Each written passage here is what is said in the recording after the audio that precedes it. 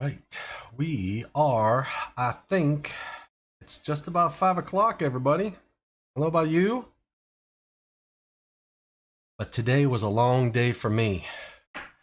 Mr. Don Gannier is in the house. We got Bill Shell in the house. Felix Sandoval, thanks for joining us. Mr. Froming is teaching a class, and I don't know if he's going to let the class participate in our festivities today, but just in case he does, shout out to everybody in the class.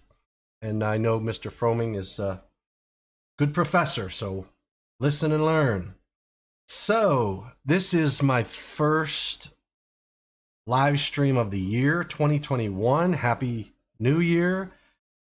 Happy holidays, Merry Christmas, all that good stuff. Dan, good to see you online, brother. It's good to be back in the saddle again, and looks like I didn't forget how to stream. So hopefully everything is going to go well for this program today. Whoa. Alrighty. We are going to talk about NEC 2023. So I know it's kind of early in the process, and we're going to talk about the process a little bit today. If I can figure out where my presentation, there it is. Jeez. All right. So what I want to do is over the next couple hours, hello everybody, and glad to be back. And we even got Nihad. Nihad, are you still in Egypt? Because if you're in Egypt, it's like 3 o'clock in the morning where you're at, buddy. So either you got up early or you haven't gone to bed yet. So either way, thanks for joining us. So again, happy New Year to everybody, and looking forward to a great 2021. I'm looking forward to a safe 2021 and a healthy 2021. So what I want to cover is I'm going to talk a little bit about the process in addition to into the top 10 changes, because I think that would be in order. So I believe I go straight. No, I don't. Nope, hold on. Look at that. We're going to talk process first. And for Nihad El Sharif, who's out of Canada, we're going to talk process. Right, Nihad? And we got Ryan Jackson in the house. Well, everybody, we are, from an NEC 2023 perspective, we are in the first draft phase. Now, on my YouTube channel, which I think I might be able to do, I'm not sure if I can put a link up there or put a link down below on my channel. I have a I don't know what they call that, a group of videos associated with NEC 2023. So if you recall, we've been talking NEC 2023 on this channel even last year before public inputs. We had some good discussion about public inputs before they were there, they were the due date, and we talked about the public inputs that in before the first draft meetings that we had towards the end of last year and then the beginning of this year, and here we are right now in the first draft process. So, and I want to help you understand where we're at in the process, because as a part of our discussion, I want you to understand how the NEC process plays out, and what better way to do that but create a series of videos over this year and probably into next year that will walk you through each of the milestones, so to speak. Now, if you think about the first draft phase, that's what we are in right now. We had the public input closing, which was January. 9 is September, not January. September 10th of 2020. That was the last day that you could put a public input in for the National Electrical Code. The first draft report, which will be at the end of the first draft phase, is not until July 2nd of 2021. Now, if you think about where we're at in this process, the public inputs, like we talked about last year, public inputs to each of the code panels could have been driven from last cycle, from the previous cycle, and things like, for example, in the public comment, if new material was introduced to the code panel in the public comment phase, that will become a public input, because we can't have new material in the second draft. That would be a public input automatically for the first draft of the next cycle. So some public inputs were held over from last cycle. We had the general public inputs, which you played a role in. I know I played a role in. We got David Williams out there. I know he made a lot of public inputs. Don Ganir, I saw your name in public inputs. So most of you watching this have been in that portion of the program from a cycle perspective. And then we had task group work, and I'll talk a little bit about the task group work as well. And we talked about this. Remember, if you were watching some of my videos, we had Larry Ayer on, we had David Williams on, we had all these different individuals who were talking about the task group work that was going on. That generated public inputs, and those were reviewed at the code panel meetings at the end of last year and up until last week. Actually, last week, I believe the last code panels that met were last week. So I can't remember the numbers off the top of my head, but so we've been pretty busy reviewing public inputs, and there are many of you I know out there who dialed in and watched some of those meetings. So what maybe this discussion will help you understand is what you saw and where we're at in the process. So at these code panel meetings, what the outcome of the code panel meetings will be a first draft report, but we are not there yet. As we said earlier, we're not yet at the first draft report, because where we're at right now, we had the meetings over the last, since the first week of January or the second week of January, and then towards the end and in December, all of December, we had meetings from different code panels. Now, when I say at the table, that's basically the meetings that we had over the last few weeks. And at that table, you need a simple majority to pass a first draft. So we review all of the public inputs, and if I have 10 people sitting around that panel, sitting at the table, 10 voting members, all I need to pass at this stage is 6 people to vote for a motion. If the motion is to resolve, meaning to reject the public input, I need 6 people, and it dies right there at that table. So if there's any clear distinction on what we know at that meeting, is if something was resolved. So if you put a public input in and the panel did not support it, it is not going to be a part of the next phase. You will not have an opportunity to do anything with that public input until the comment phase, where you'll have to make a public comment, and that's in the second draft. But if it gets a simple majority, it moves on, and this is where we're at in the process. Now, if you get a simple majority and you have a first revision that was passed, and you're going to see, I'll give you the numbers as we go through some of the, what I'm calling my top 10, and there's one little bonus in there. At the ballot phase, so what will happen, as a panel member, I will get a ballot from NFPA. I sit on panel 2 and on panel 10. So I'm going to get ballots for panel 2 and panel 10. I need 2/3, or not I, NFPA will be looking at the votes, and every first revision needs to get 2/3 to pass. So there is a possibility that you get, say I have those 10 people voting on a motion. I could get 6 people to get a first revision into the ballot phase, but I might not get 2/3 to get that first revision to survive through the ballots. So what happens with the ballots is they send the ballots out to all the code panel members. We get to look at them, we get to vote. And then they recirculate those. And what that gives me and panel members an opportunity is to see what others have to say. So for example, if I look at it and I say, you know what, I don't like this first revision, and I'm going to vote against it, and I vote against it.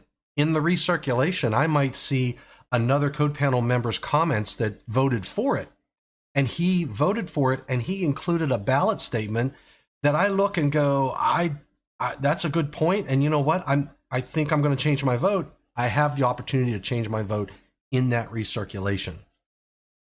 Now, most of what I'm going to be talking about achieved more than 2/3 at the panel.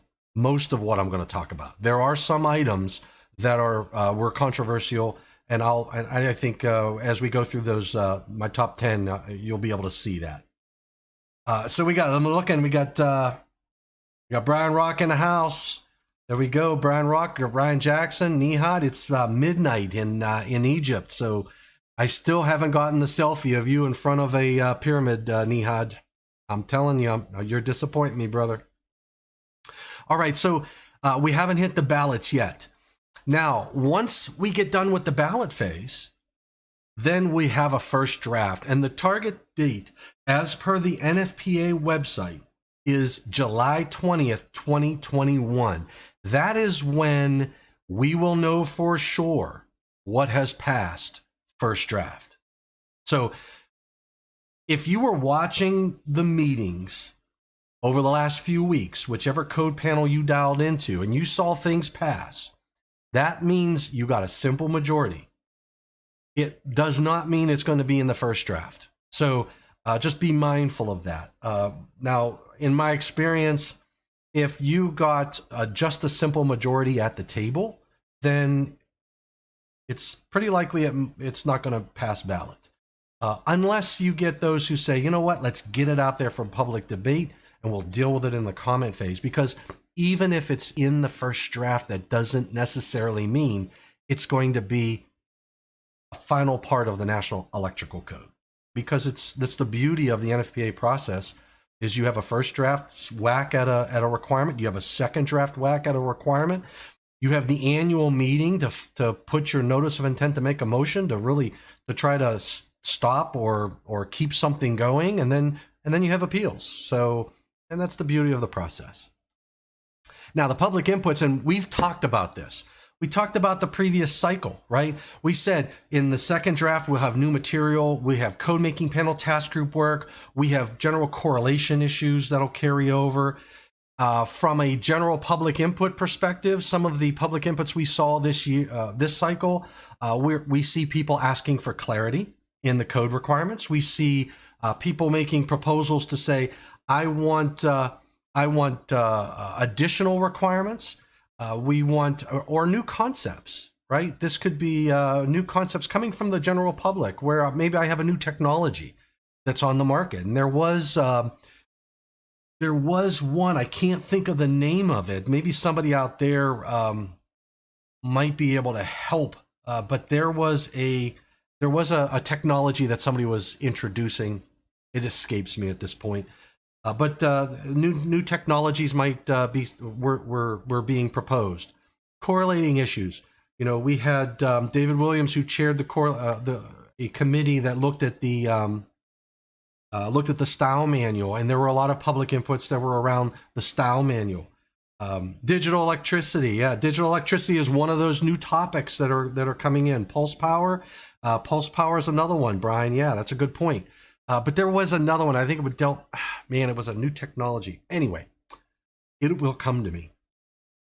But correlating issues where you might have two parts of the code that conflict with each other, that will generate public inputs. So some of the topics from the general public, we had public inputs around incident energy reduction, and you're going to see in my top 10 items that address incident energy reduction. Service entrance requirements, and that again deals with electrical worker safety. There are changes there. AFCIs, GFCIs. I don't cover AFCIs. I don't know that there were changes there, but I didn't. I think there are other items. There's some additional rooms, I believe, in AFCI protection. I got GFCIs is on the list. GFPE is on the list, and working space. There were some working space public inputs. And I think some changes were made there. I'm not sure it made my top 10 list. And then you had task groups. So the task groups, you have correlating committee task groups and you have standards council task groups. Now, the standards council task groups pretty much are driven from some of the appeals that were made. For example, copper clad aluminum. There was an appeal made, I believe, for copper clad aluminum at the to Standards Council. They didn't win their appeal, but they said, you know what, this is something we need to look into. Healthcare had an issue there. So the electric vehicles, the automotive, there was an issue there. Reconditioned equipment. Geez, how can I let that one skip my mind? Reconditioned equipment was another one.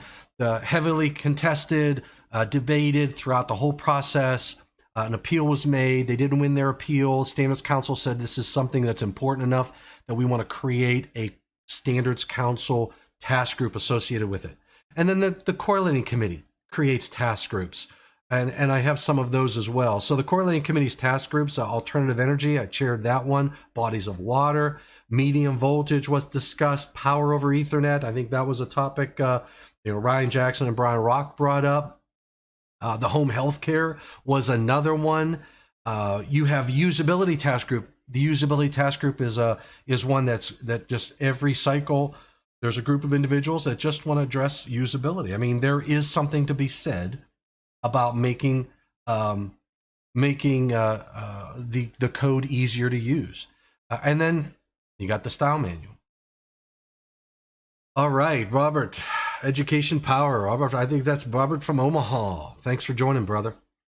And then these are the Standards Council, the three big ones. You had reconditioned equipment, copper clad, and electric vehicles. And we saw public inputs. I don't know that we saw public inputs on electric. I know there was an electric vehicle. There was concern about the receptacles in a vehicle, but I'm not sure if anything happened there.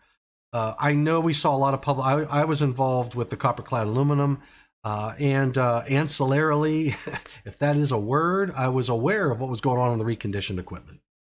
So that's sort of the overview. But the important part to understand right now is all we've got right now is a hand vote at the code panel, and so anything that we talk about today is it may or may not make it into the first draft. But you know that when the first draft is published in July, I'm going to check into my channel and we're going to talk about what made it and what didn't. And we're going to compare the top 10 after the hand vote with my top 10 I may have a whole nother set of top 10s. I don't know, but we'll compare and see what survived and what did not. All right, let's talk top 10. You ready? Because this is going to be a ride. Numero uno of the top 10, cybersecurity. This was a point of discussion. And quite frankly, I wasn't sure what was going to happen with cybersecurity. There were a couple different approaches made. And the NEC quite possibly is going to start recognizing cybersecurity as important to electrical safety. Now, here's my thought on this. Regardless of what happens in the first draft, there is a lesson to be learned, and there is information that is important. This is another reason why, if you can get to a first draft meeting, if you can get to a second draft meeting, even watching it remotely, if that is remotely possible, you learn a lot, even when things don't pass. If the code panel says we don't agree and we're going to resolve this or reject it, what you heard, the debate you heard, the presentations that you saw, that is all knowledge that you can take to the bank, because cybersecurity is an important topic that we need to think about. And I had a whole session on cybersecurity, if you remember. And if you recall, when I talked about the public inputs, there were two schools of thought. Component focus, those are public inputs 4024 and 4026. I believe those came from Underwriters Laboratories. And in the other corner, we had the system focus, and there were 6 public inputs put in by Schneider Electric. Now, there are 2 separate schools of thought. The public inputs that you saw, and there's 6? Should be 8. 1, 2, 3, 4, 5, 6, 7, 8. Out of 8 of those, 4 were resolved and 4 became first revisions. Simple majority hand vote. And I want to talk about each of these and give you a little bit of a discussion. But first, let's talk about the component focus, which was public inputs 4024 and 4026. The focus of from a component perspective, the philosophy there, which I'm on board with this philosophy, by the way. I mean, I'll show you my opinion, but I'm also on board with the other philosophy as well, because I think the right answer is a combination of both. And I love personally what panel 10 did, not because I'm on panel 10, but because the minds on panel 10, I think, are on the right track. But a component focus is looking at the hardware. So I don't know if this microphone could be is able to eavesdrop in on my house. There's firmware in this, and if it could be connected to the internet, if I make this product, the chips I put in here, the firmware that I put in here, if I sourced those from shady places, if my sourcing engineers or quality people weren't mindful of the brain that I'm putting in here, I might be buying a chip that has a bug in it. I might be buying a chip that is inherently set so that on January 1st, 2022, it turns on. Or if it has control capabilities on January 1st, 2022, it decides to shut my process down. Or it could have firmware inside that says on January 1st, 2022, I'm going to send a beacon out so that other software can tunnel in. What that means is that this device, I didn't do due diligence, and I bought something that's inherently bad. So the component focus basically says, hey, there's standards out there that you can evaluate this product to, and we want to make sure that you buy products that have been evaluated to those standards. And you're right, Brian, it's like malware, right? And it could have been embedded in this product the moment I bought it. It took it out of the box, I put it on the internet, I put it on my internal network, and I've got firewalls, I've got all of the shields up, yet it's going to have a mind of its own pretty doggone soon. And that has happened. So you can't discount it. It has happened. And it's happened from a government perspective, from a national security perspective.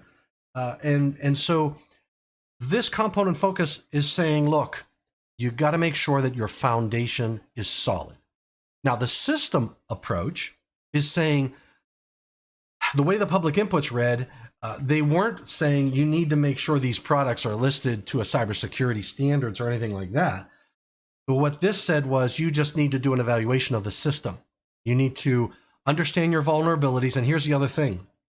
If you look at the words, and I was listening to the debates, and I'm listening to the discussions at the table and offline as well. You know, this, whenever you're at a code panel meeting, there's a lot more discussion that occurs around the coffee pod. And in this case, it's, you know, over the phone and emails and things. But I hear words when it comes to system focus and it comes to cybersecurity, I hear words like risk and I hear risk and what do you call the amount of damage that can be done. There's a word for that, but it reminds me of NFPA 70E, where we talk about the aspects of risk, and we talk about the level of danger or level of damage that could happen, or and the word is escaping me there, but in essence, to me, the whole concept of the system focus really belongs in a different document. But let's talk about that. So if you think about a product like a circuit breaker that can communicate, I can, thank you, Ryan Jackson, severity. Gosh. So you have likelihood and severity. Those are the two terms that I keep hearing bounced around with regard to cybersecurity. And they're probably in my notes on this presentation, but I'm not reading it right now. So, but in any case, think about this trip unit. and say it is on a circuit breaker in a life safety system. I can connect that breaker to the internet. I can control that breaker. I can tell the circuit breaker to open. And in some cases, depending upon how I bought my breaker, I can tell the circuit breaker to close remotely. I can change set points. And I can get data. Now, you may say, well, data is not as important as control. We could argue that, right? That's arguable. And the reason I say that is because if I knew, for example, if I could only get the data from your house, from your security system that just told me when your lights came on, when your lights came off, when doors open, when doors closed, etc. You can say, well, what do I care? You know my coming and going in my home, or what I'm doing in my house. Well, if I know you leave for work every morning at 7 o'clock, all I know is I got to be there at 7:10, and I know you're not going to be back until 10 o'clock, so I have a window of opportunity.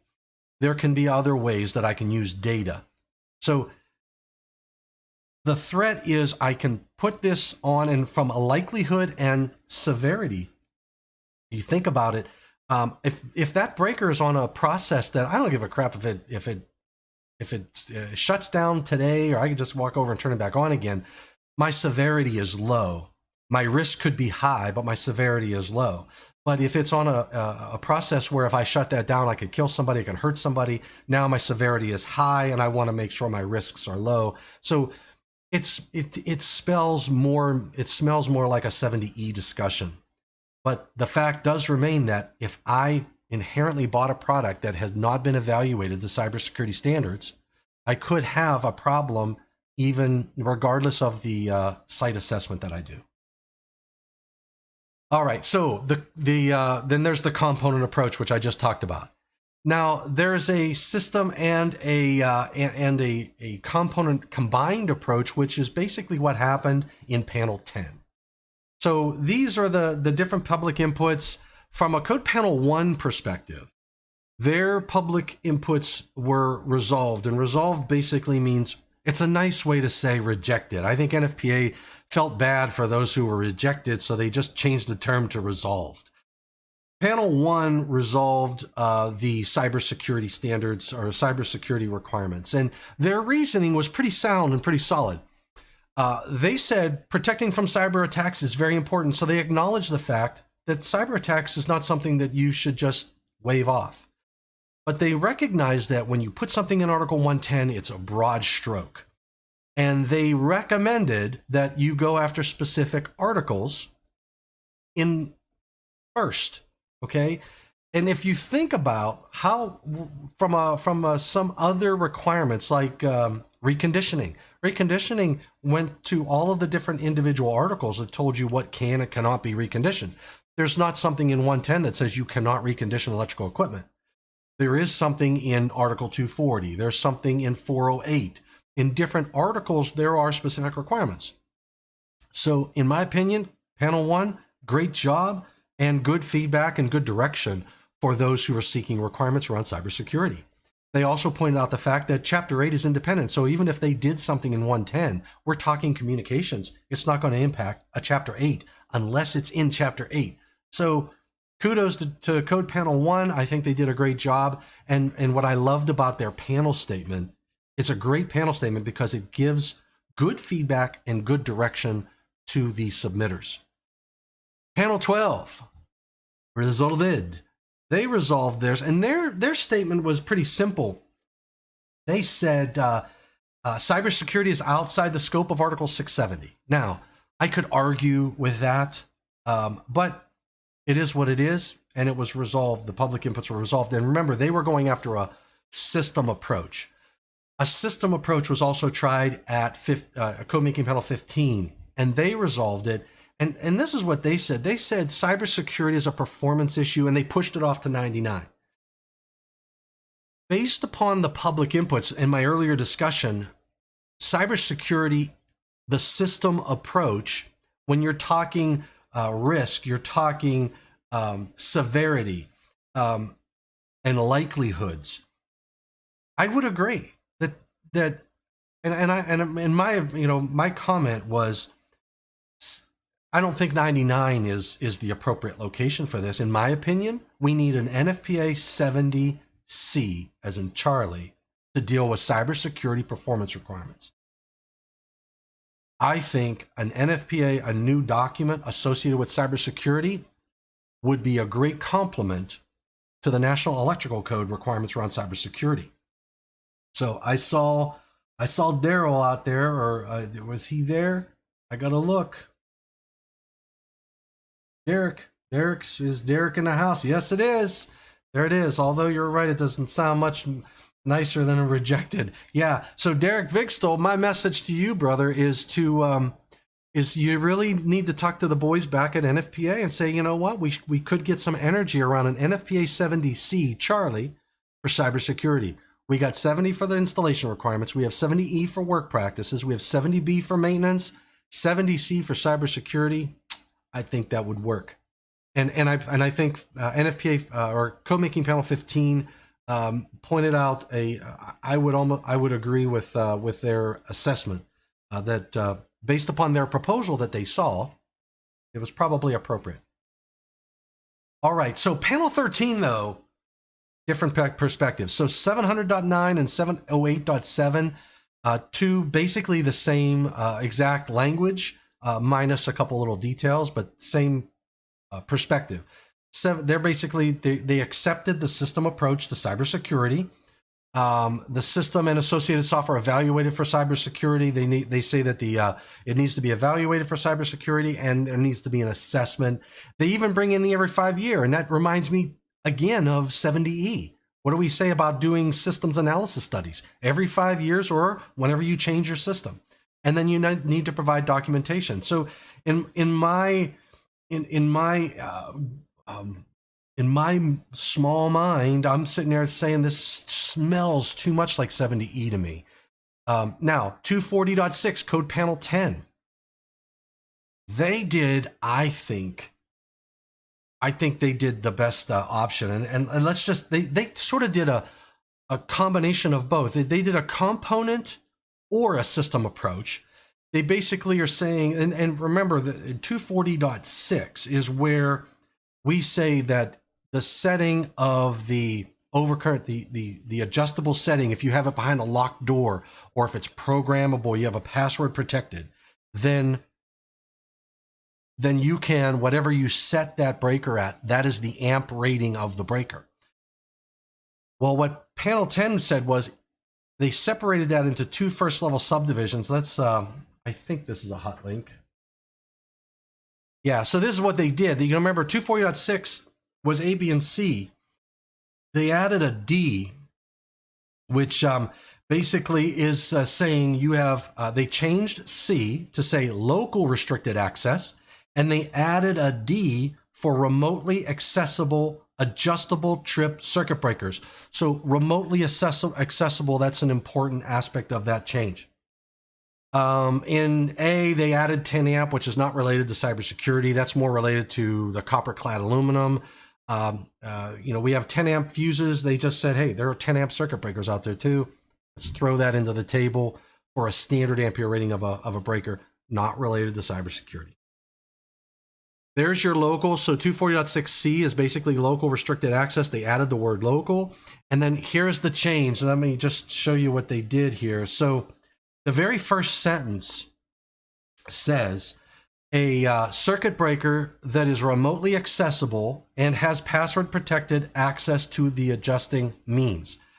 I think that this language needs a little bit of work, because the way I read this is a circuit breaker that is remotely accessible and has password protected access.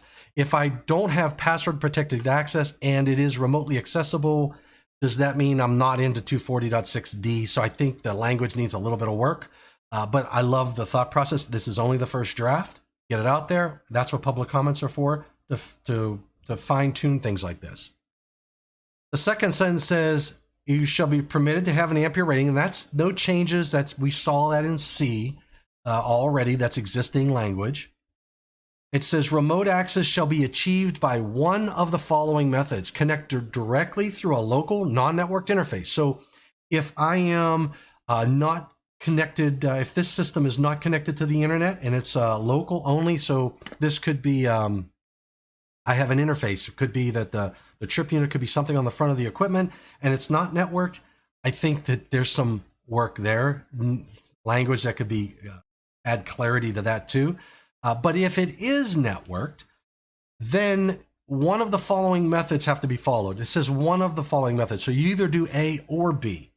Either A, the circuit breaker and associated software for adjusting the settings is identified as being evaluated for cybersecurity.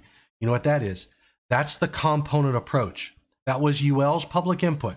And what panel 10 says, we like that. We understand you've got to build from a foundation.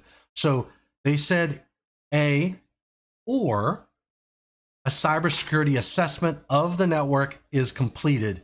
Documentation of the assessment and certification shall be made available to those authorized to inspect, operate, and maintain the system.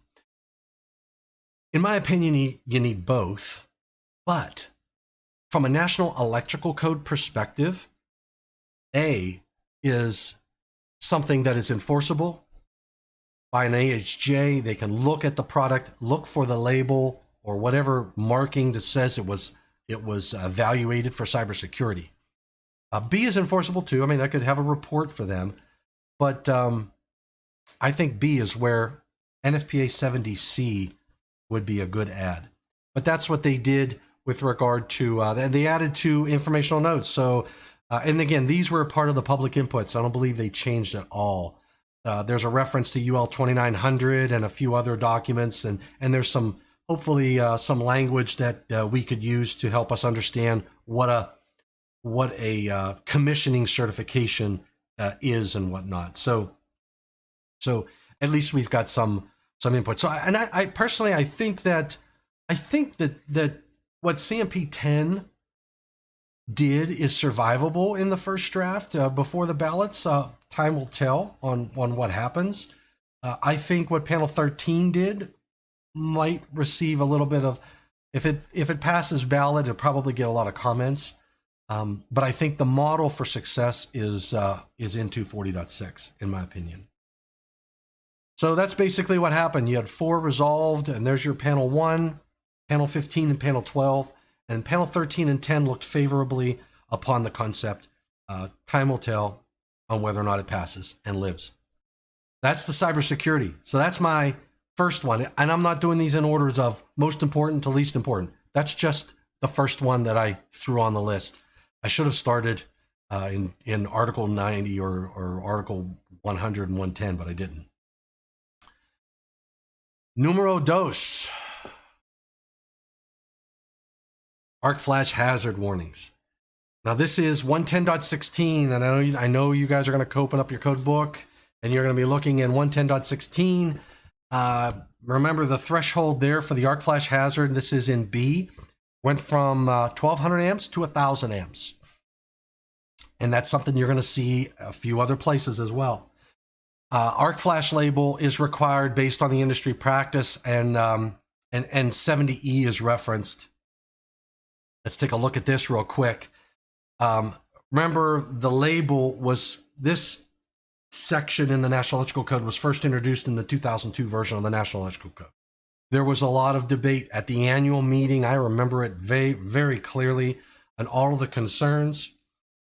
And the argument was, if you looked at the public inputs that led up to the language that we have, the submitter wanted what was in the top label on all electrical equipment. That individual wanted an arc flash label on all of the electrical equipment. Think about the time frame. 2002 was shortly after we had IEEE 1584 calculating arc flash and all this good stuff. So the submitter was seeking that top label, but what we ended up doing was submitting or accepting a label that basically says, hey, you know, there's a hazard here. And I could put that on from the factory. I mean, I don't know. We could debate on what good it really does for us. It just tells you there's a hazard. Now, there are 2 methods that we use when we try to come up with an arc flash label, right? We have what we call the table method, which is in 70E. And it's this document. And this is my new document. If you don't have one yet, you got to get one. I would recommend buying a few. Put one in the bathroom, put one in the living room, maybe put one in the truck. Should have one there, and one at work, and one for your briefcase. So I don't know how many that adds up to be, but I would recommend you buy one for each of those. So this, if you look at table 130.7 Charlie 15A, it tells you it tells you how to determine the arc flash PPE categories when you're working on different type of equipment. And then there's the calculation method. So if you look at the existing language in the 2020 version, the positive text language aligned itself with the table method. So if you go to that table, you know, I heard someone make a joke one time, and he says, "Do you know how to tell a good electrician from a bad electrician?" And I said, "No, how?" He says, "Take his code book and you throw it on the floor. If when you throw it on the floor, it automatically opens to 310.15b, the ampacity tables, he's a good electrician." I would say if you know somebody who's a good safe work practices person, then you throw their 70E document on the floor, and he probably should open to table 130.7 C15A. So the positive text talks about the nominal system voltage, which is in the table method. You have to know the available fault current to determine your PPE, because it'll say, for example, panel boards or other equipment rated greater than 240 volts and up to 600 volts. So you need the voltage, right? It says parameters, maximum of 25,000 amps of available fault current. So I need to know my available fault current. And it has the clearing time. And there's number 3, the total clearing time of the service over current protective devices. And then you know your working distance, and it says, okay, if you meet all that criteria and you're on a panel board and you're in those 240 to 600 volts, you're in a PPE category 2, go away, leave me alone, okay? And then you need to have the date that the label was applied. Why? Because, you know, 70E says well, 70E doesn't say that. 70E does not say you need to put a date on your arc flash label. That's a big misconception, and I guess I scratch my head trying to understand why. But in any case, it does say it in the code that you need to know the date. Now, don't forget the exception. What's the exception in the code? I'm going to read it to you. You probably have your code book there. I know you do, because it says, service equipment labeling shall not be required if an arc flash label is applied in accordance with acceptable industry practice. Typically, that's the norm. And this was the debate at panel 10. And when it comes to this, now, whenever I would teach this 110.16 requirement, when I get into B, you inevitably will find yourself talking to electricians and others about time current characteristic curves. Why? Because it says you need to know the clearing time of overcurrent protective devices. Now, I could look at 70E and say, well, there's typical clearing times in this book, but inevitably you find yourself saying, you know, here's the clearing times. Now, as a power systems engineer, that's my background, that's my training.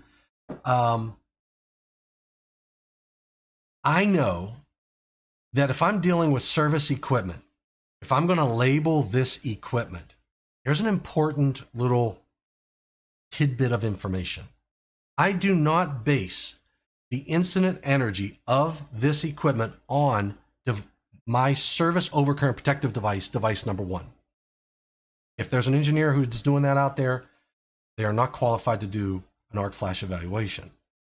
And the reason is line side propagation. I've access. I know we have barriers for service equipment on those line side lugs, and I can reduce the likelihood of coming in contact with that line side of that lug, even when my main overcurrent protected device is open, but I can't reduce the likelihood of line side propagation and all of that good stuff.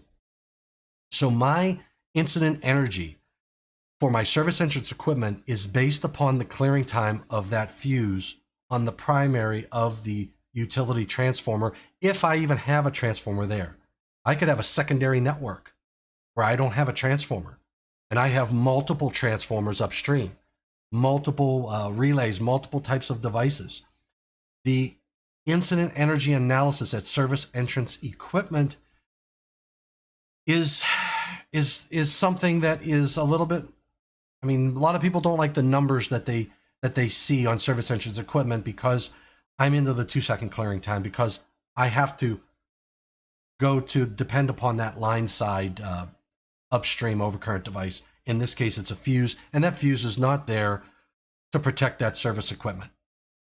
So the problem that I always had with the language here was it was saying they want the clearing time of the service overcurrent protective device, which if I used the table method, I am not going to be in the appropriate PPE, because if I determine my clearing time based upon that overcurrent protective device, and it's just not going to be the right method. So in any case, Panel 10 recognized that, and they just said, look, what that label says should be dictated by what's in this document. So the language they accepted, which I think will stand the test of time, is to rely on this document and not try to come up with a recipe. Just say, hey, look, that's why we make NFPA 70E. They will determine how to determine the incident energy and the labeling for that equipment. If it's appropriate to use the table method, use the table method. If it's not appropriate to use the table method, then use a different method. But 70E will make that decision. So you have general and service equipment in 110.16. General, basically there were some subtle changes. They added the word enclosed. There's a good one for you. Ryan Jackson and Derek Vigstel and all you other guys and Brian Rock, the use of the word panel board is one that is heavily misused throughout the National Electrical Code. And the reason is because the panel board does not include the enclosure. So there was a discussion, and if you remember, if you were watching, Palmer Hickman, he and I had talked about this before the public inputs, and I committed to him to put some public inputs in for panel 9, and I failed to do that. I own that mistake, but I believe Palmer saved the day on panel 1, and basically we added some language in 110 to use the word enclosed panel board, and I think in the second draft we're going to have to clean house or clean up throughout the National Electrical Code in the proper use of the word panel board. But in B, they basically made some changes that an arc flash label shall be field or factory applied to service equipment and feeder supplied equipment rated 1,000 amps or more. So it came down from 1,200. They're calling it the arc flash label. And in accordance with, so they basically took the informational note and made it positive text, deleted the line items, which doesn't mean you can't do that. It just means that you need to go back, take a look at 70E, figure out what the appropriate label should be. And then the label should meet the requirements of 110.21b. So I think that's a very, it took a journey to get there. Took a couple cycles at least, or a few cycles at least to get there, but we got, I think, to some good language. And they modified the informational notes, basically updating some of the dates and whatnot. So 110.16, that's a section to watch.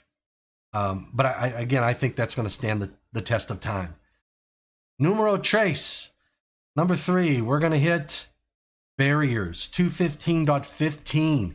Transformer second, and this, I did a program, and I'll put the link somewhere up above after this post, but I did a program on this issue. And, well, no, not this one. Not this one. Nope. Well, yeah, transformer secondary and feeder taps. This is barriers. There's another one. Hold on. Let's go through this one though. Let's do numero trace, and This is basically saying barriers. So we have barriers for service entrance equipment. This is saying they want to put a barrier requirement for equipment found at the secondary of a transformer or at the end of a tapped conductor. So you have this panel board, and they're saying this for the same reason that we do it on the service entrance equipment. We need to do something about that on the secondary panel board, whether it be on the secondary of a transformer or if it's on a tapped conductor. Because isolating that could be a challenge, and you basically just, when I turn that breaker off, I want to make sure that those main lugs, and in my opinion, yeah, load center is not in the NEC. It's a panel board. That's right. That's exactly right. The enclosed panel board, and in fact, Palmer pointed it out, and somebody else pointed out, we were using the term panel board a lot and not saying enclosed panel board. The journey of barriers started in 408.3. If you recall, they added panel boards to 408.3, and which basically said you had to have barriers for service entrance equipment. It moved to 230.62, Charlie, and that meant all service equipment had to have those line side barriers. So in 215.15, we now have panel boards, switchboards, switchgear, or motor control centers when supplied by feeder taps, as per 240.21b, or when they're on secondary conductors of a transformer as permitted in 240.21c. And when the disconnecting device to which the tap conductors are terminated can be in the open position, I have to make sure that no uninsulated, ungrounded busbar or terminals exposed to inadvertent contact by persons or maintenance equipment while servicing load termination. So, will it stand the test of time? I don't know. But I think that equipment merits a barrier. Now, and the reason I was pausing there is because I was just thinking about the labeling requirement that we did earlier. Remember, we said it was enclosed panel board, and one of the arguments made that you wouldn't put a label on the panel board because that would be inside the enclosure. We put it on the enclosure of the enclosed panel board. We don't put it on the panel board because that would mean you're putting it on the bus or whatnot that's inside that panel board. And Dawn, I don't necessarily disagree with you. The challenge of barriering the entire top of the panel is that Canada lets you put the panels on their side. They don't have the rule of up is off, down is on, or whatever that direction it would be. Because remember, if I have breakers, if I turn it this way, one set of breakers is going to be turning on in the wrong direction. So in any case, that's the challenge. And Canada lets you put them on the side. In fact, Mike Holmes, his electrician uses our equipment, and I've had discussions with him. I said, would you please just put the panel boards in the right direction for me? Because we watch it here in the States, and everybody thinks that they can put their panel board on the side. But anyway, and I don't disagree with you that it can be done without putting things on the side, but it does make life a little bit more difficult. So that's number 3, barriers. Number 4 is location. This is the one was an interesting discussion, panel 10. So now we're looking at 1600 amps and above and placing service devices in their own enclosure. Now I talked about this one too. And the value proposition on this one, I have a whole series on my transformer videos when I talk about electrical safety on the secondary of a transformer. This one says you have to put your separate enclosure for your service over current protective devices. So there's that same image. So I have a utility, a fuse, I've got a transformer, I have a secondary, I have my service equipment, my main service overcurrent protective device is in my equipment. That's device number 1. We just talked about the fact that, I have barriers on the line side of that. But the electrical worker, even when I turn that main overcurrent protected device, he still has an exposure based upon the utility upstream overcurrent protected device. And for the large devices, regardless of what that device is and that main overcurrent protected device, I don't care what it is, you're still dependent upon the upstream device. What they want to do is, look, if it's 1600 amps or more, you're going to put that service overcurrent protected device in its own enclosure. This came out of, I can't remember the public input. There was one public input. I think it was Schneider Electric was looking, and it was very complicated. They wanted a lot of different things. There were a lot of technical issues with it, and there were some various issues with their public input, just put it that way. The panel didn't like a lot of what they had, but they did like the concept of putting a service overcurrent protective device in its own enclosure. Now, here's what that does. When I label this equipment, I'm going to base the labeling. Now, think about that device number 2 is probably going to be more than just one device. I'm probably going to have a lot of feeder devices in there. God only knows how many devices I'll have. Could be 12, could be 10, could be 8, could be 3, could be 1, could be 2, whatever it is. But I will be getting into this equipment to possibly add more overcurrent devices, right? Think about your residential home. If you're going to add a feeder or add a branch circuit in your house, you turn the main off and then you start putting wires down through the top. And the same thing goes for this larger equipment. So by doing this, what this does is now the incident energy at that downstream panel is not based upon the utility fuse, which, remember, you have a transposition of current from the low voltage to the high voltage side. So the currents go down lower. You're pretty much in a 2-second delay or 2-second rule when it comes to 1584, IEEE 1584, 70E. But this now, your incident energy, and remember, that's going to be a 3000, it's a 1600 amp or more breaker. And it's going to have an arc reduction technology on it, like maybe an arc reduction maintenance switch. The incident energy in the panel where you are more frequently going to be having access to is going to have much less incident energy.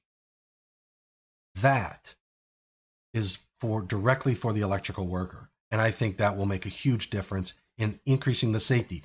The likelihood and the frequency that you will have to enter that service equipment, which is one overcurrent protected device, is much less likely than down here, where you'll probably be adding more branch devices or more feeder devices. So I think this one's huge for safety. Again, if it survives. All right, so they separated 230.91 into two first level subdivisions, general and then separate enclosure. Because remember, this was existing language. Because they added a separate, they had to add general. And remember, the general requirements, you have to have a service overcurrent device as an integral part, located immediately adjacent there to whether we're in the fuses, you have to have the disconnect on the line side of the fuse. B is totally new. So we know that services over 150 volts to ground and not over 1,000 volts phase to phase. If your fuses are 1600 amps or higher, if your circuit breaker is 1600 amps or can be adjusted to 1600 amps or higher, then you have to have the service disconnecting means and the overcurrent protected device located in a separate enclosure from feeder or branch circuit overcurrent devices. First revision FR 7778. We talked about this before, and my educational stuff on my YouTube channel that talks about the transformers, I pointed this out and I explained to you in those programs. I'll try to put a link up above. I explain exactly why the exposure is higher. So I'm hoping that this stands the test of time. You know, I haven't been reading the comments here, so I'm just going to take a look. Well, I got Mark Early in the house. We got Derek Vigstol, Brian Rock, Brian Jackson. Subscribe to NFPA link. Yes, please subscribe to that. Committee looks forward to your public Proposed input. Yes. Yeah. Line side propagation again. I know, Ross. The informational notes on 70E. Why don't they say current edition of 70E? Here's the problem. And Robert, and this is debated every time. I used to be a fan of informational notes that pointed to other documents. I am quickly not becoming a fan of that. And the reason is because what happens if I'm referencing a version of the document for a specific value that it's bringing to the table? And let's say the next edition removes that language. Well, I need to know that. But the problem I have is when we look at informational notes and they'll say, well, we need to update this to the latest version. Well, I'm like, well, give me the document. Let me take a look at it. But, you got to buy the document. Well, why do we have it as an informational note? So I'm quickly becoming a fan of just removing informational notes that references other documents. And then maybe you put something back in an annex material, but I understand, I'm starting to understand the perspective of those who don't like those references to other documents. So in any case, this change is all about electrical safety for the electrical worker, in my opinion. And if I wanted your opinion, I'd give it to you, right? No, I'm always going to give you my opinion. So that is number cuatro. Numero cinco, number 5, 24087 and 24067. Both of those are moving to 1,000 amps.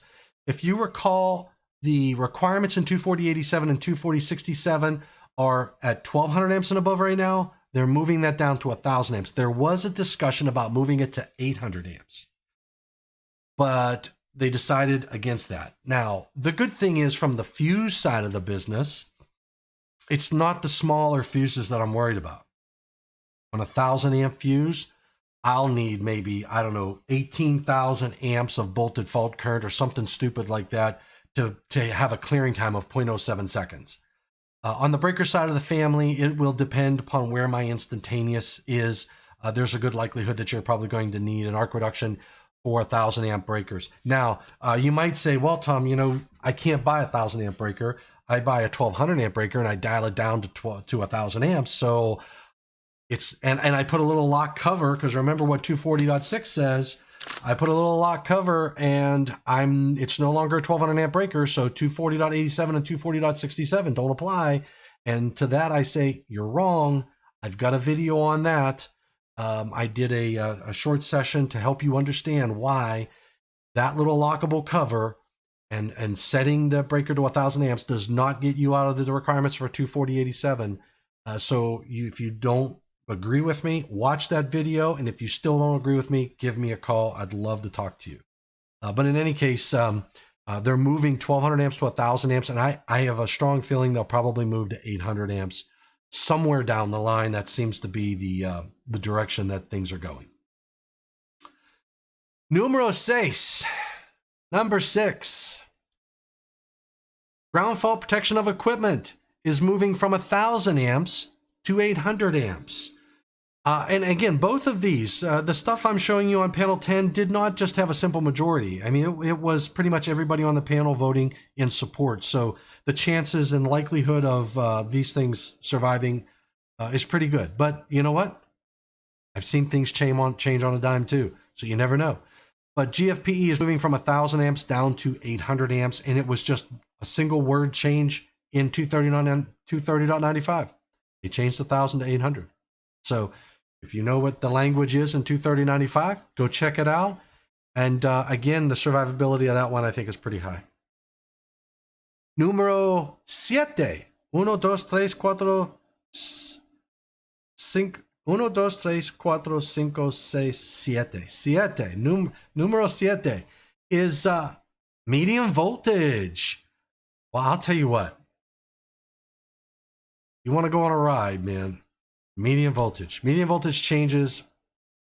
I didn't think we're going to be very controversial, but apparently they're turning out to be a little controversial. Survivability of this one, I don't know. Time will tell. From a overview of what's happening, and I'm just pointing out a new Article 305. But let me just give you a little overview of some of the things that happened on medium voltage. And I did a whole program on medium voltage as well, so you'll want to check that one out. I'll try to put the link up above. This was the public inputs were a result of the correlating committee task, a correlating committee task group. There was article creation. So this is basically what happened. The correlating committee task group had to make up their mind on what are they going to do? What do they want to do around medium voltage? There's technical issues. I have a couple of our individuals. I have one person, Lou Grayhor, who sits on the task group. And I have another individual, Tony Ricciuti, who is heavily involved in the standards and does all of our testing with our medium voltage equipment and gear and all that good stuff. They were both heavily involved with this. And Tony Ricciuti is not a National Electrical Code kind of guy. He's a standards guy. He knows medium voltage equipment like I know my reclining chair in my living room, okay? He is very knowledgeable about that equipment, and he was looking at these requirements. And one of the comments that he made was, well, medium voltage, not too many people even look at the National Electrical Code for medium voltage. Most of the customers and a lot of customers that we deal with are looking at the NESC, not because they're a utility. It's just, I don't know if it's familiarity or if it's preconceived notions. I don't know what it is. But in any case, they noticed that there are some differences between how we make products and what the requirements are on installation. So, and there's some clarity that can be added to the table. So what the task group decided was they did maybe a little bit of technical, but most of what they tried to do was just usability. They tried to say, we're going to, like, we, from a usability perspective on Surge, we created a new article that looked at overvoltage, right? They're looking at saying, let's do something similar to what you did with overvoltage, take with some of the requirements out from different articles and make their own medium voltage articles. And what they wanted to do, or their thought process was, and I think still is, to create articles with a number 5 at the end. So some of the other articles that existing, like 215 is feeders. We know 215 is feeders. So I think what their vision is that 215 would come something else. So if an article ends in a 5, it'll be associated with medium voltage. At least that's sort of what I'm thinking, that what I'm seeing and what I'm hearing. Talent focus. So they looked at like panel 2. I mean, I sit on panel 2, and I don't think there's anybody on panel 2 that'll tell you they are the experts in medium voltage. So there was a question of, do we have the right people looking at some of the requirements? Now on panel 2, I think we have one section in the code that deals with medium voltage. Most other articles have a different part, and they're not consistent in that regard. But in any case, they looked at, they wanted to create some new articles. They wanted to, still working within the framework of the NEC. They were looking at the talent, and they wanted to basically bring clarity and usability to the medium voltage requirements. Codemaking Panel 9 created a first revision 7941 based upon PI, public input 3728. So when you hear FR, and if you watch this video later, you'll see the changes I have down below, the FR number. So when they finally publish it, you should be able to find those first revisions. They created a new Article 245, and they revised Article 495. Codemaking Panel 2 said, okay, you know what? You want to move medium voltage out into a new Article 235? We're game. Do it. That was, I think there was only one or two people voted against that on the panel. Code Panel 3 created 2 first revisions, 9609 and 9602. Off of those 2 public inputs, they created, now what started this ball rolling, 300.2. If you look at 300.2, and I'm not, again, I never really looked at this, but I sat through and listened to the panel 3 talk a little bit about this, but 300.2 talks about wiring methods specified in Chapter 3 shall be used for 1,000 volts nominal or less where not specifically limited in some section of Chapter 3. They shall be permitted for over 1,000 volts nominal where specifically permitted elsewhere. And what was raised in the discussion point was, if they don't talk about it elsewhere, where it's not mentioned at all, does that mean you can or can't use it? So there was some vagueness, enough vagueness that when they created the new 305, and when you see it finally, I'm still going through it myself. There's a new table in there that makes it very clear and basically clarifies what 300.2 is very vague at telling you. And I personally, I like the new table that they did there. I'm not, again, I don't have a dog in the fight. In my opinion, clarity is good for the National Electrical Code. I've never been against that, but time will tell on the medium voltage changes. It'll be an interesting debate because there's some people that are pretty passionate about it, and I can respect that. I can respect that. CMP6 accepted moving 311 Article 311 to Article 315, and that again is some alignment around that 5. Any article that ends in a 5 being a medium voltage article. At least that's my take on that discussion on some of those changes. Code Panel 10 did not make any recommended changes from the medium voltage task group at all. So they resolved all of the public inputs associated with that. I think my batteries are going on this. So my message there is stay tuned on medium voltage. Based upon what I saw with some panels, the panels that did accept the medium voltage requirements, I don't believe the vote was close, but you never know what's going to happen in the second draft. Numero ocho. I hope I'm getting my Spanish right. Felix, correct me if I'm wrong. If and Luis, Diego, I'm hopefully you guys know Spanish. I'm hopefully my Espanol is muy bueno, or a little bit at least. Looking through some of the comments. Don Gannier, Smart Engineers, gravity is different in the U.S. Yes. You know what I always wanted to use, Robert? Do the laws of physics cease to exist on your stove? I always wanted to use that. Brian Rock is opposed to gravity. Got to leave, Tom. All right, Robert, he's gone, so he'll never hear what I just said. Está bien, ocho, muy bien. Thank you, sir. And for you Croatian people out there, fala. That means thank you. They look at to the NEC because the NEC does a very poor job with medium voltage. Yeah, and that's an arguable point there. All right, so 404.30. Tom, my buddy Tom. Oh boy, I'm gonna go to the slide deck here on this one. So, Mr. Tommy Davis, I've had a lot of calls with Tommy Davis and been keep trying to connect him with some of my product line people. He's been working the UL standards on switch enclosures, and I think he is probably going to be a happy boy with the changes that have been made in 404.30. And I'm going to point out another article or another section that he might be interested in with as well. 404.30 says that switch mechanisms mounted within enclosures with doors, exposed uninsulated live parts when opened. The door has to have a tool to open, and you have to restrict interior access by unqualified persons. Tommy has been after this for quite some time. He's been trying to get the standards to change, and kudos to him in his efforts. I admire and I can respect his effort to make things safer. And I think this is going to go a long way. Now, I did not see the vote on this to tell you whether or not it was a simple majority or if it achieved 2/3 in the hand vote. I can tell you it would be hard to vote against it. So this will probably drive the standard for switch enclosures. So this is one I'm definitely getting over to my product line to make sure they know about it.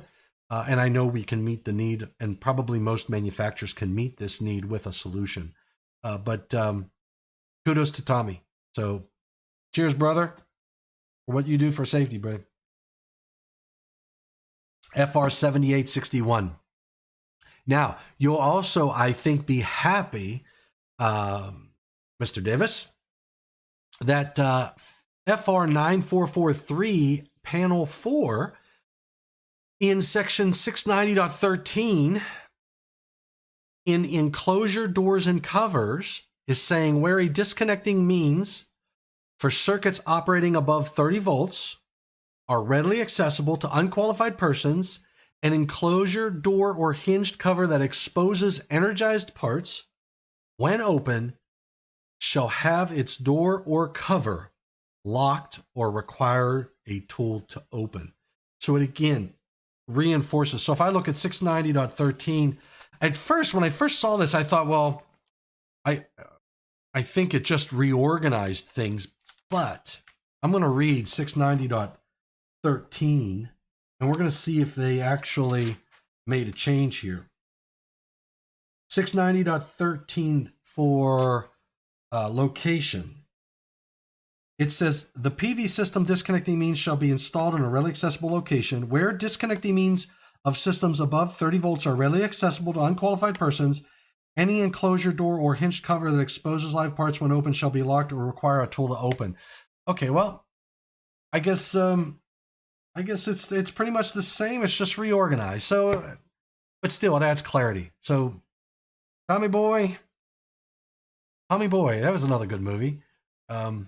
John Candy, and who is the other comedian? They were both Saturday Night Live. God rest John Candy.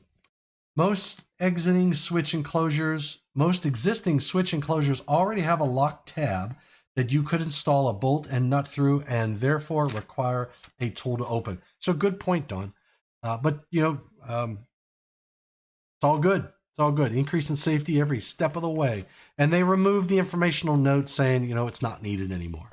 So, numero ocho, muy bueno for safety. How do you say safety in Spanish? Luis, safety. Tommy Boy was Chris Farley. That's right. David Spade. That was a good movie. I loved his sales technique. Numero nueve. We're almost there. Replacement of equipment. Article 555 for marinas. Okay. Replacement requirement. This is a new requirement in Article 555. When I saw this one, I did not get to sit through Panel 7. I'm not sure if Panel 7 was going on while Panel 2 was going on, or if it was going on while Seguridad.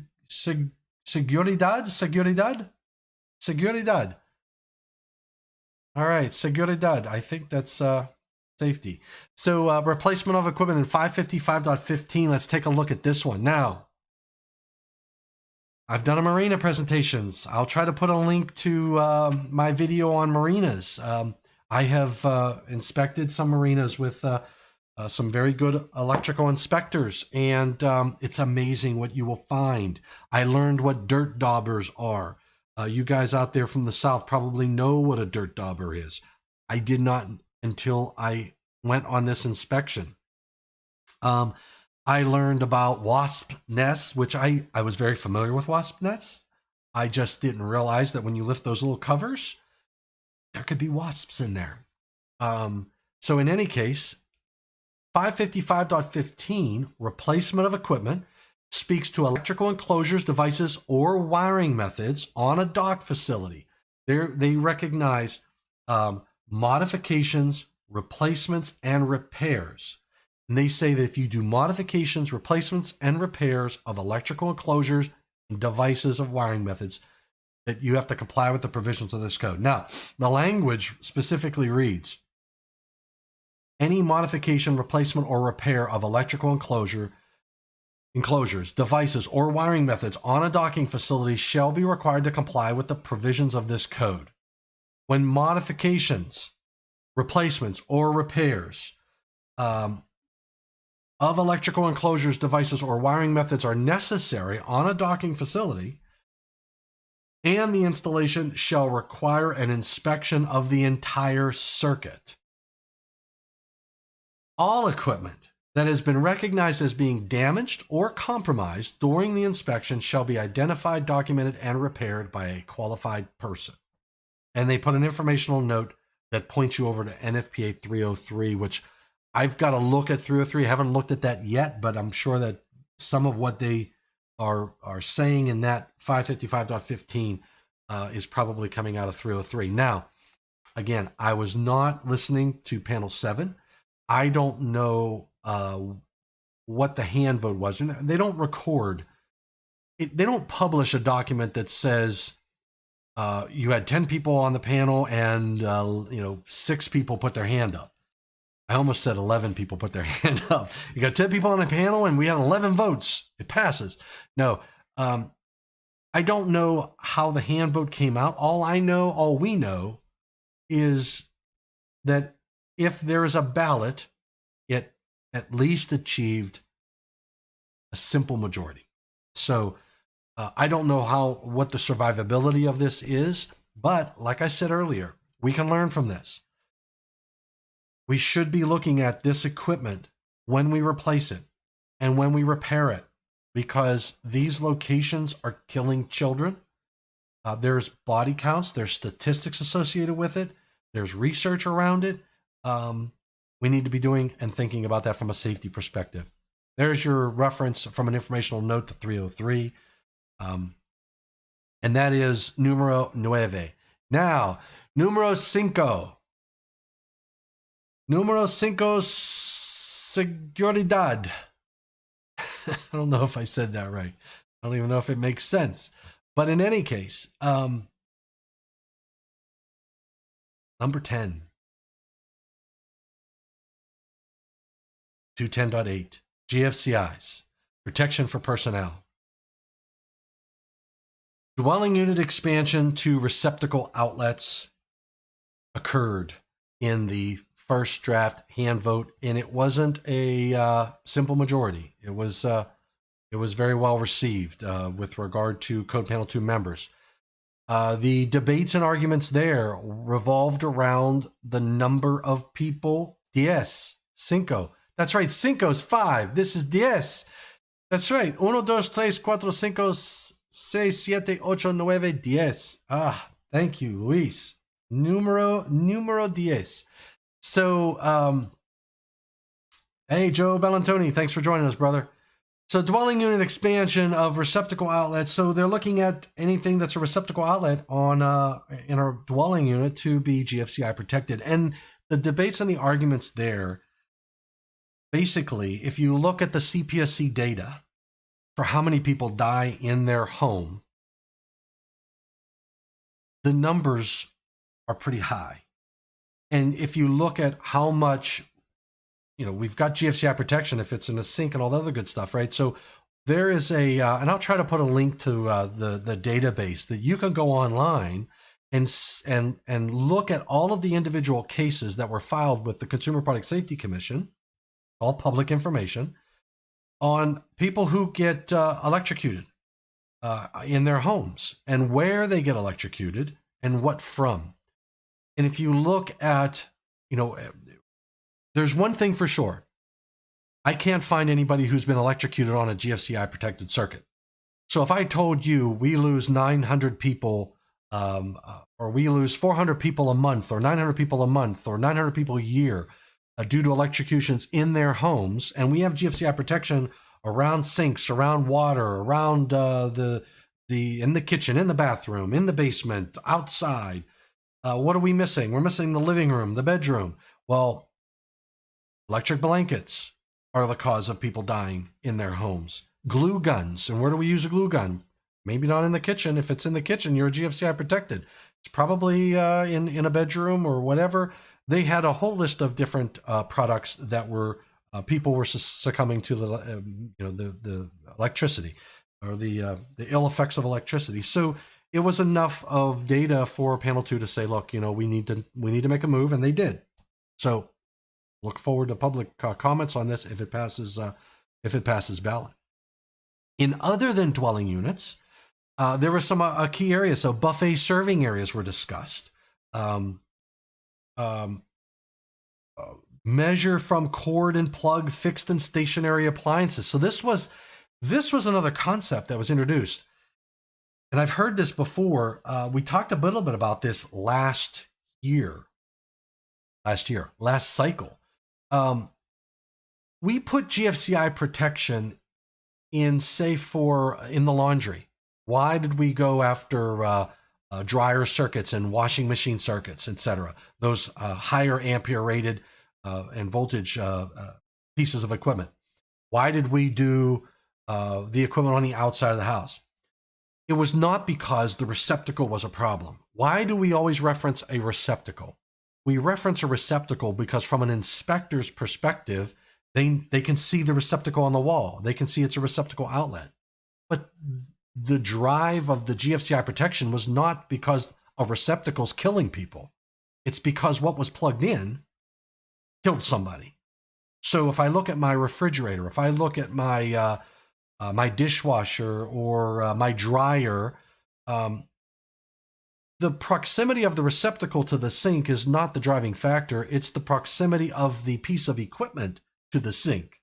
Now, the reason we went with 6 foot, and you guys, can check the history on this, but if you look at the length of extension cords, 6 foot puts the piece of equipment in that realm of, or outside of being plopped in or close to the sink. So if it's outside of 6 foot, then your equipment's not outside of 6 foot. Your equipment's probably pretty doggone close to that water source or whatever it is.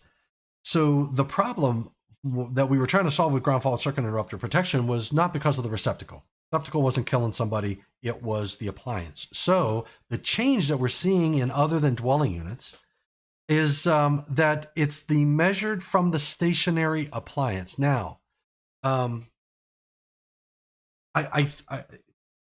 this one has challenges.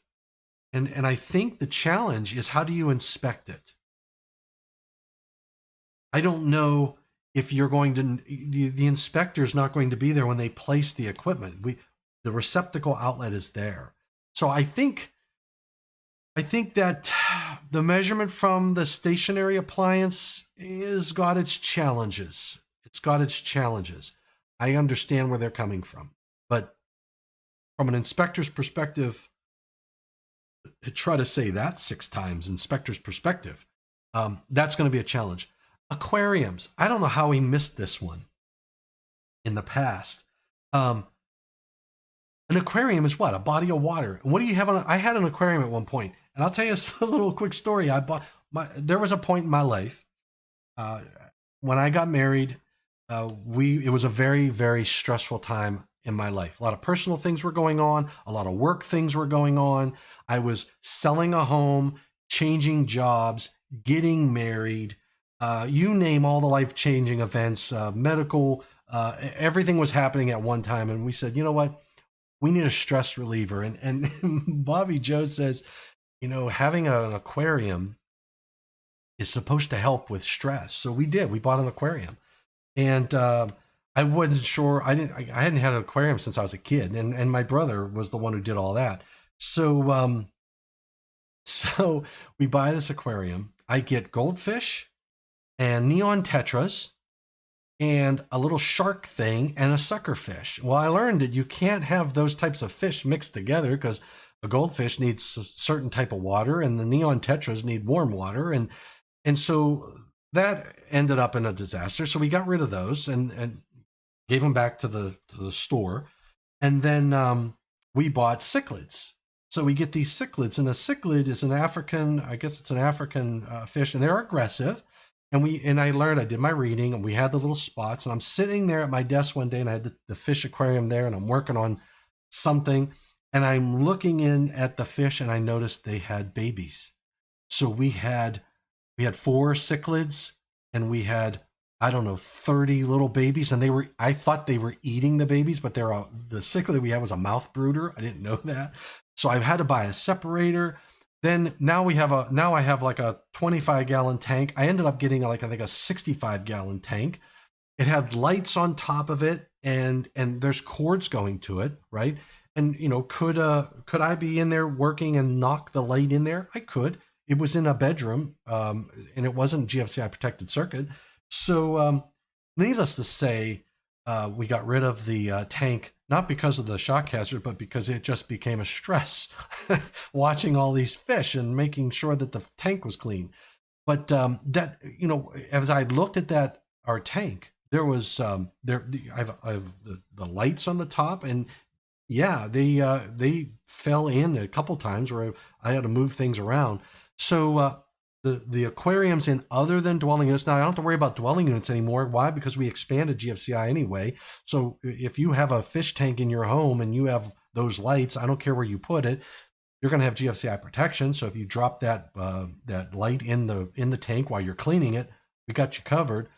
But in other than dwelling units, we still have those different locations, and we added aquariums. I think that was a good move. All right, bonus round. The bonus round, a little bit more on GFCI. In 680, Mr. Nihad El Sharif. This is for you, buddy. Nihad, now I'm not sure I like what they did in 680. I think it has, I don't know if it'll survive first draft. But the concept is there. They changed the title, Ground Fault Protection, yet they put GFCI at the end. I'm not getting that one. There's something missing there. Should be Ground Fault Circuit Interrupter Protection. But if you look at C, they're into a 20 milliamp ground fault trip current, which I think is why they changed the title to Ground Fault Protection, because they're doing equipment level protection. But I think they got to get rid of GFCI out of that message at the top. So I figured, Nihad, you might be interested in this one because I thought it was interesting that they're going at 480 volts phase to phase, single or three phase, shall be provided with ground fault protection not exceeding 20 milliamps. Now, I think, and I'd have to look at the substantiation or the panel statement. I'm not sure what public input drove this. I was just going down through it, and I thought this would be an interesting one for a bonus session for our discussion. But I think they might be thinking about a special purpose GFCI. So, but it doesn't say that. It doesn't say GFCI. It says ground fault protection. Remember, ground fault circuit interrupter protection is different than ground fault protection of equipment. So when you say ground fault protection, I don't think GFCI. Ground fault protection, I think GFPE. The moment you say ground fault protection of equipment, GFPE, ground fault circuit interrupter protection, GFCI. So in any case, I'm thinking that is what they were talking about. What does Brian Rock says GFCI equals Class A. Yep. Okay. So and Brian, I'm not sure if it is special purpose because A, we don't have a definition for it, but they don't really say it. So they don't say GFCI. If they wouldn't have changed the title, then I could say, all right, now. Well, but they have to change the title because the moment you say GFCI in the National Electrical Code, you're talking 4 to 6 milliamps, and that is it. And why do I say that? If you look at the definition of ground fault circuit interrupter, in the definition, they have an informational note. In the definition, it tells you it's a Class A device, and Class A device by definition is a 4 to 6 milliamps. So you can't have a 20 milliamp GFCI. You can have a 20 milliamp special purpose GFCI. You can have a 20 milliamp ground fault protection of equipment, but you can't have a GFCI at 20 milliamp. So I think we got to clean up 680.5 a little bit. Don Ganir says, one of the things that was talked about in CMP 19 is that UL 943C calls this higher trip ground fault device GFCI. Yeah, but the National Electrical Code defines the GFCI as a Class A. So LOL 680.5C says ground fault protection shall be provided with ground fault protection.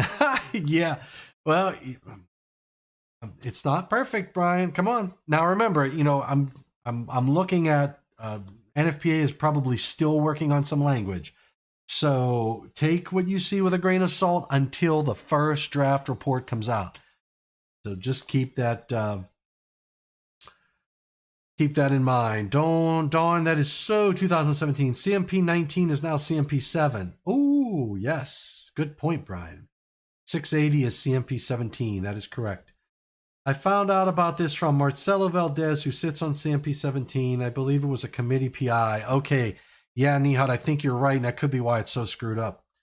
I'm a little late, catching up later. Happy 2021, Gustavo Chavez. Thanks for joining us from Costa Rica. Awesome. All right. So I think that's all the comments there, and I think that was my top 10. And it is 6:30. So we started at 5. We went an hour and a half. We got through the top 10. We weren't in the beginning. We talked a little bit about the changes. So it wasn't a bad program. I mean, as far as I didn't keep you over 2 hours, towards the end of last year, we were getting long in the tooth. I was thinking about that. I got to try to shorten these up. I figured a top 10 wasn't going to go for an hour, but we went for an hour and a half. And that was because last minute I wanted to make sure everybody understood where we were in the process, that everything we talked about right now is subject to change. And we will do a record of how well my top 10 lasted. Don Ganir says, it was a committee PI, but in response to a number of PIs, they had a task group that wrote that public input. Excellent. Al Teresi. Yes, same with me, brother. I tell you what, as I'm going through the 2023, it's there's a lot of cool changes. There's a lot of good stuff going on, and it should be a really good cycle. I know it's a passionate cycle. I mean, I love the fact that that we can argue and debate, and we can disagree, but we can still go have a scotch together. So or have a good bourbon. So thank you, Mr. Owen, Richard Owen. Thanks for joining in, brother. Don Ganir, thank you. Alf, always a pleasure seeing you online. And Brian Rock, faithful, thank you, sir, for showing up and sharing your knowledge as well. And Brian, I'm working on our Code Panel 2 report. So hopefully next week you and I can get our heads together and do our NEMA report. So I think we have to get our reports in soon. So we had, if you just look at this chat, it's amazing. All the different people that are online with us. I mean, I know Derek Vickstall had to leave a little early, but family issues going on at the house. Got to take care of them kids. But thanks for joining in with me. Thanks for spending about an hour and a half of your time. I look forward to our next Thursday, which hopefully will be next week. I had a request from a JATC, that is the training arm of the IBEW. They want me to teach their class, which is an evening class. So it's either going to be Tuesday or Thursday. If he picks Thursday, sorry, they get first dibs. Maybe I'll go live on Thursday at noon. I don't know. I have to look at my schedule. I want to keep the Thursday thing going as best I can. If I have to pre-record it and just play it at 5 o'clock, I'll do that. But I'd rather, I like going live anyway. So maybe Thursday will be a little early. Maybe I'll be right on cue. Stay tuned for that. I got to hear back from that Joint Apprenticeship Training Committee to find out if I'm going to be teaching overcurrent devices that evening. So if I am, I will definitely let you know. Otherwise, please tune back in, subscribe. We're going to be talking NEC 2023. We're going to be talking other things too. I got to get my Experience Center engaged. We're going to be hopefully doing some live demonstrations, all that great stuff. So 2021 is going to be a good year. I feel good about it. I feel good about it. So please subscribe. We will see you online. Thanks for joining, and thanks for everything that you do for electrical safety and the electrical industry. So all the ways down to our South American friends for dialing in as well. Thank you, Diana Jones. Awesome. NFPA in the house. Rocks. Dan, Joel Alvarez. Thank you. From Honduras. Awesome. We are international. I'm international. That's awesome. And you know what? I'm getting a lot more subscribers. So thank you. you know, help make this channel. I don't make any money off of this stuff. I mean, for some reason, YouTube has got the ads going. I think they made some changes thing, and I have like ad thing. I don't know. Put it this way. I think it'll take me about 20 years to make $100. So, but in any case, that's no big deal. It's not what I'm doing it for.